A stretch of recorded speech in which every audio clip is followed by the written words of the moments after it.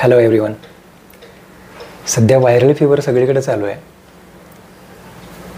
त्यासाठी एक म्हटलं व्हिडिओ शेअर करावा, जेणेकरून व्हायरल फीवरमुळं जी सामान्य लोकांमध्ये भीती निर्माण झालेली आहे तर ती नाहीशी व्हावी आणि त्याच्याबद्दल एक प्रॉपरली चांगली माहिती मिळावी. व्हायरल फीवर म्हणजे आपण म्हणतो ना, साथीचा रोग जसा येतो तसं सर्वांना एकसाथ वातावरण चेंज झाल्यामुळं, ऋतू चेंज झाल्यामुळं ज्याप्रमाणे लक्षणं दिसतात तर ती दिसून येणारी लक्षणं ही व्हायरल असतात. बॅक्टेरियल इन्फेक्शन हे वेगळं असतं. म्हणजे इंडिव्हिज्युअली एखाद्याला इन्फेक्शन झालं तर ते बॅक्टेरियल इन्फेक्शन असतं. तर व्हायरल इन्फेक्शन म्हणजे आजकाल लक्षणं अशी दिसू लागली आहेत की अचानक थकवा येतो, ताप येतो आणि औषध घेतलं म्हणजे गोळी घेतली की ताप उतरतो पण थकवा खूप राहतो.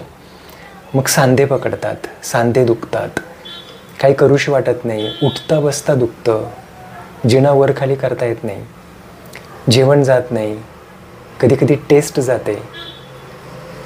ह्या सगळ्या गोष्टी ज्या आहेत ह्या व्हायरल फीवरच्या आजकाल नवीन लक्षणं दिसून यावे लागलेली. म्हणजे बऱ्याच वेळा असं होतं की काही लक्षणं तीच सिस्टमॅटिक दिसतात. म्हणजे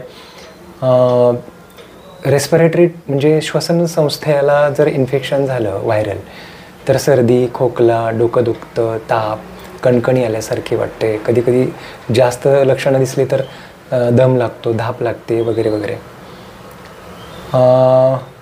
पोटाचं म्हणजे डायजेस्टिव्ह सिस्टम जर इन्वॉल्व झाली तर लूज मोशन्स किंवा उलट्या होतात, पोट दुखतं, खाल्लेलं पचत नाही आणि त्याच्यासोबत ताप असतो. जर स्किन इन्वॉल्व झाली, स्किन सेन्स ऑर्गन इन्वॉल्व झालं तर बऱ्याच वेळा स्किन रॅशेस दिसतात, खाज सुटते, अंगाला पुरळ येते, काळे फोड येतात. तर ह्या सिस्टम वाईज जी लक्षणं आहेत ती ह्या व्हायरल फीवरमध्ये दिसून येतात. याच्यामध्ये एकच पहिलं उपचार आपण करू शकतो ती म्हणजे स्वच्छता. पर्सनल आणि घरातली हायजीन जी म्हणतो आपण तर ती स्वच्छता ठेवायची. पाणी साचून एका ठिकाणी ठेवायचं नाही, जेणेकरून मलेरिया, चिकनगुनिया ह्याच्यासारखे, डेंग्यू ह्यासारखे जे साथीचे व्हायरल फीवर सारखे आजार जे आहेत ते पसरवणारे जे डास आहेत ते वाढणार नाहीत. म्हणून त्या हिशोबाने ड्रायनेस ठेवायचा. बाथरूममध्ये जास्त वेळ पाणी ठेवायचं नाही, जास्त दिवस ठेवायचं नाही. उपडे करून, कोरडे करून मग पुन्हा भरायचे.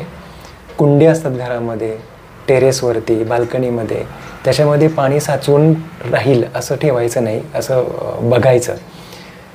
आणि रेस्ट घ्यायची भरपूर. म्हणजे व्हायरल फीवरमध्ये डिहायड्रेशन खूप होतं. म्हणजे उष्णतेमुळं खूप थकवा, तोंडाला कोरड पडते, हातपाय गळून गेल्यासारखे वाटतात. तर हे डिहायड्रेशनमुळं होतं.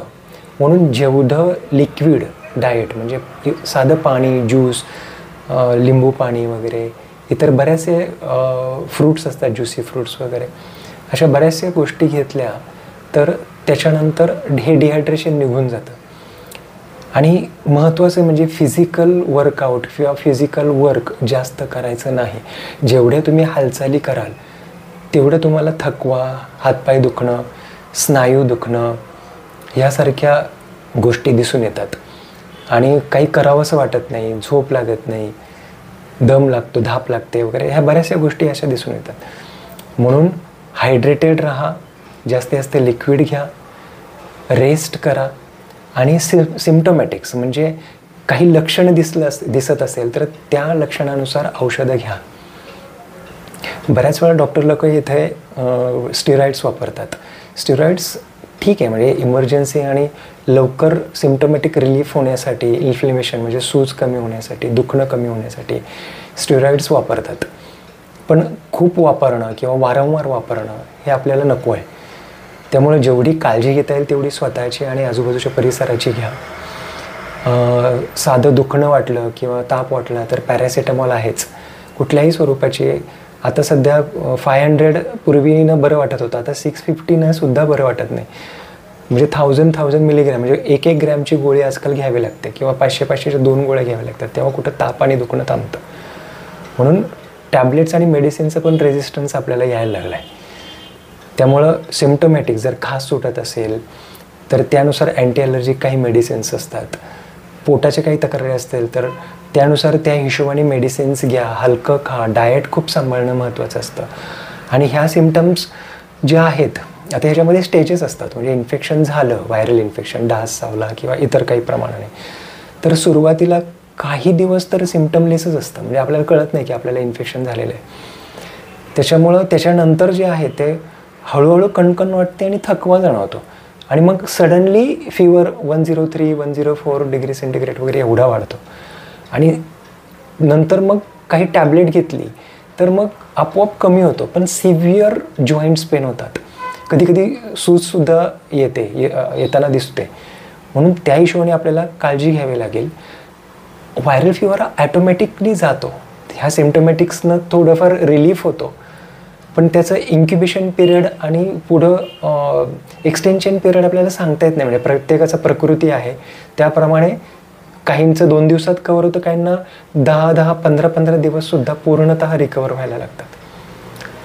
म्हणून घाबरून न जाता शांत राहा, शांत डोक्याने आहार सांभाळा.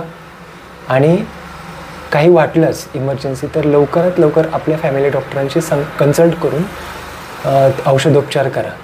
व्हायरल फीवर हा आत्ता आहे आणि लगेच जाणारही आहे. त्यामुळं स्वतःची काळजी घ्या. आणि अशी काही लक्षणं कोणामध्ये दिसत असेल तर प्लीज त्यांना सहकार्य करा. होप्स माझं जे सांगणं आहे ते तुम्हाला समजलं असेल आणि याच्यामधनं तुम्ही नक्की काही शिकून स्वतःची आणि आपल्या घरच्यांची काळजी घ्याल. नमस्ते.